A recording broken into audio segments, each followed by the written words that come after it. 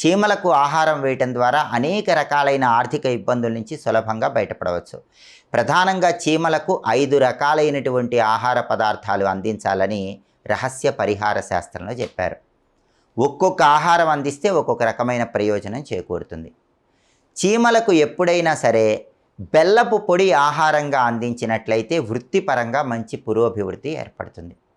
అలాగే చీమలకి బియ్యపిండి ఆహారంగా వేసినట్లయితే ఆర్థికంగా పురోభివృద్ధి కలుగుతుంది. అంటే ఎవరికైనా సంపాదన తక్కువగా ఉంది, ఆ సంపాదన క్రమక్రమంగా పెరగాలి అంటే చీమలకు బియ్యపిండి ఆహారంగా వేయాలి. సంపాదన పెరిగిన తర్వాత ఫైనాన్షియల్గా ఒక టాప్ సెటిల్మెంట్ రావాలంటే చీమలకు పంచదార ఆహారంగా వేయాలి. బియ్యపిండి ఆహారంగా వేస్తే క్రమక్రమంగా ఆదాయం పెరుగుతుంది. పంచదార ఆహారంగా వేస్తే ఆదాయం పరంగా ఒక స్థిరత్వం ఏర్పడుతుంది.